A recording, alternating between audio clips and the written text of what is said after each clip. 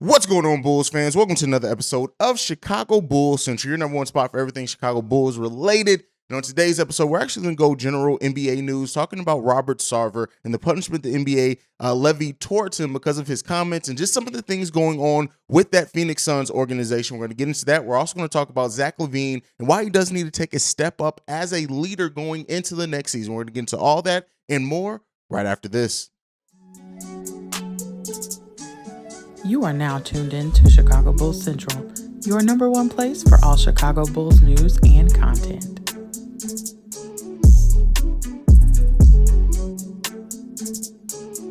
All right, Bulls fans, thank you for joining. You can be anywhere in the world, but you're here with me. So I wanted to ask this question, right? And so you guys know, this is Bulls Nation all day, Chicago Bulls Central. You know what we do here, but every so often we do cover general NBA news, whether it's a huge news that affects the NBA, could affect the Bulls directly, or it's just kind of precedent setting. We cover it here.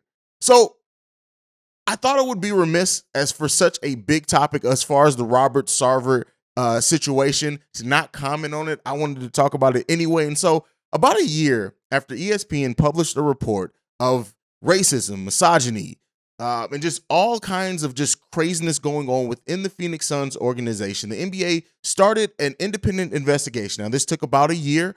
They interviewed hundreds of current and former Suns employees to kind of figure out exactly what was going on there. And they ended up giving him a fine of $10 million and also a year suspension.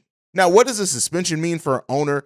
Again, I'm not quite as aware of what that means for owner because you still own the team. But with that being said, like, did the NBA do enough in this situation? When you look at the brand of the NBA and what the NBA stands on, a league where most of its employees and players are black. So when you talk about the racism there, a league that also is trying to increase the awareness of women in the workplace, and have more women who are referees and trying to get more women coaches and everything like that. So when you talk about the misogyny piece there, then the misconduct, I think that is also egregious. But like, just looking at the world brand that the NBA is, the fact that you're in so many different countries, that your players are from so many different, like, the NBA is a spectrum of just all people from different backgrounds, different everything. So when you have somebody that's doing things as egregious as this, as Robert Sarver, and you have your investigation, it naturally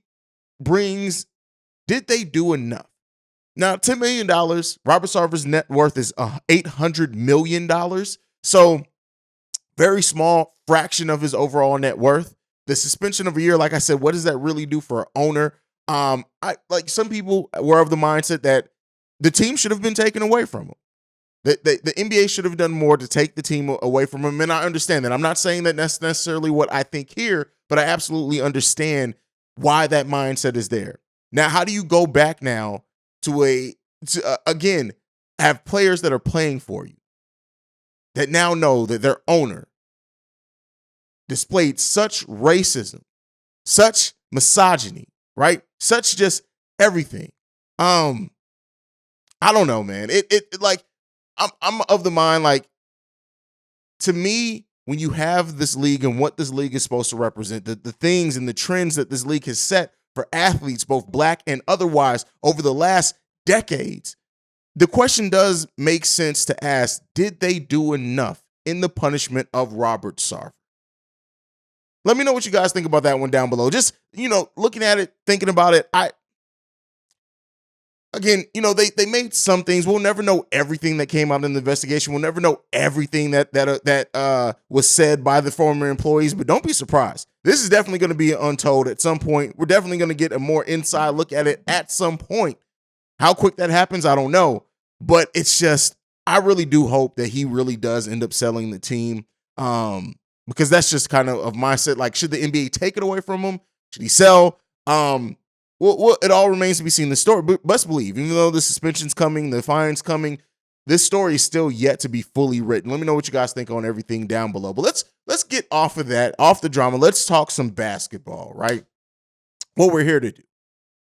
Zach LaVine, I talked about this over on Locked on Bulls, but I wanted to bring it here as well.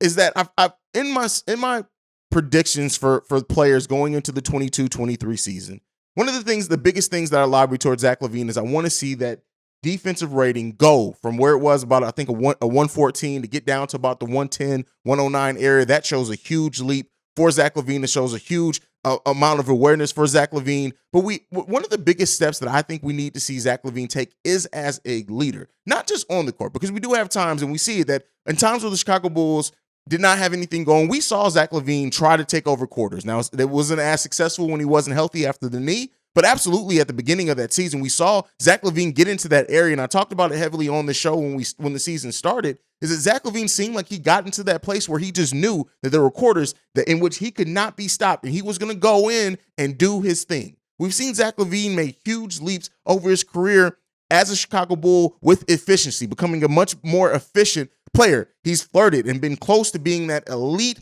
offensive 50, 40, 90 player. Let's look at it. Since 2018, he's had 16.7 points per game.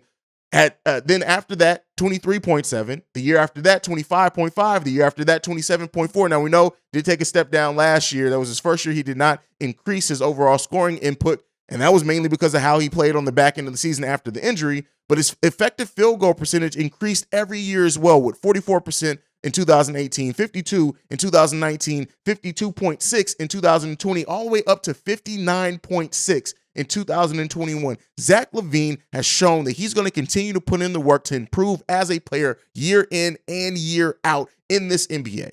One of the things that his naysayers can throw towards him as well is the defense. We do need to see that defense step up. We do need to see some of the ball handling issues, the dribbling the ball off your foot, the bad passes in crunch time, things like that. We do need to see that improve. But I think as you look towards Zach LaVine, as you look towards even DeMar DeRozan, who is his teammate on this team, and some people have even questioned, like, is Zach even the best player still on this team? I still say yes. This team is built for that. But with that being said, Zach LaVine becoming the 17th highest paid player in the NBA, it's natural to want to see a more leadership tone come from Zach LaVine. And that doesn't mean he has to be the rah-rah vocal Joakim Noah type leader, because again, even Derrick Rose was not that.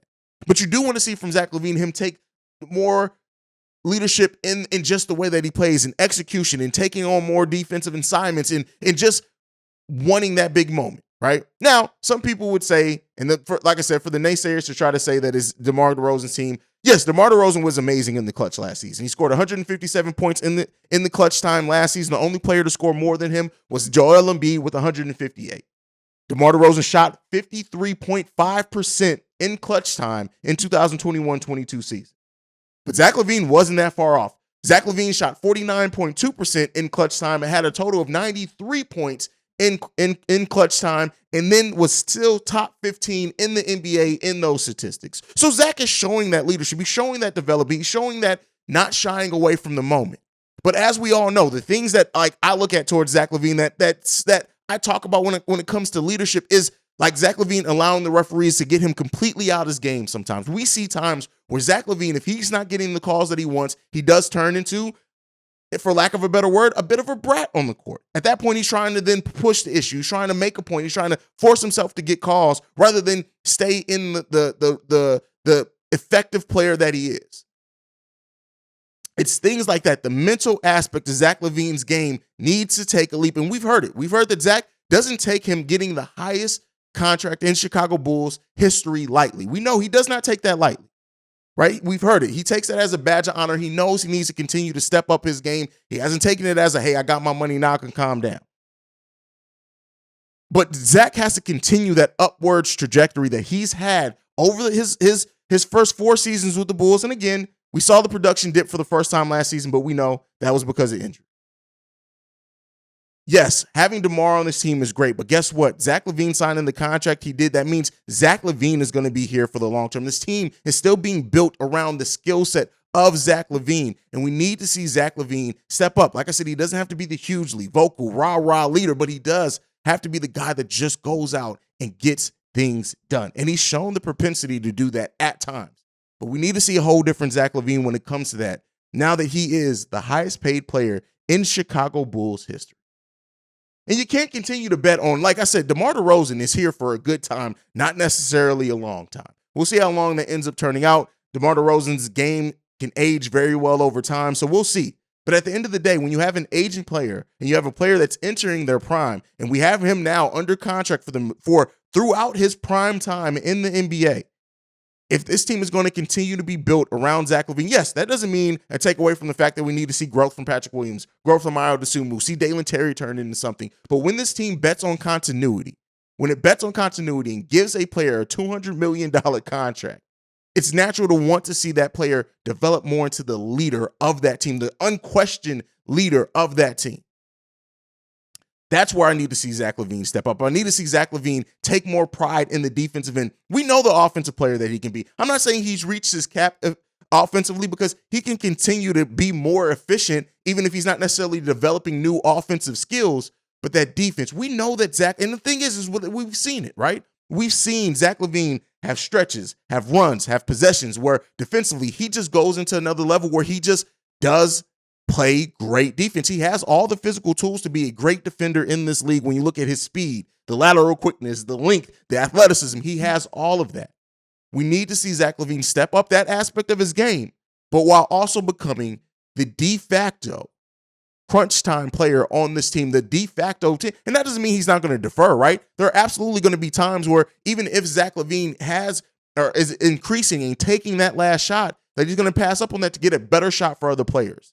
That's why all the aspects of his game need to grow for him to truly become a better and the unquestioned leader of the Chicago Bulls team. And I think we're going to see it, right? I trust Zach. I know some Bulls fans have kind of come off Zach, and they, especially when it was around the anti-maxers on if Zach should or shouldn't get the max level contract, he did. Now that he has it, I need to see the things that we hear, that he does take that as a badge of honor. He does take that knowing that now that he's paid, he has to live up to that. We need to see that. And Zach LaVine being locked in, Zach LaVine being healthy over this, like seeing Zach LaVine work with Jason Tatum, Kevin Durant, putting himself amongst these players that he should be in the conversation with as the 17th highest paid player in the NBA.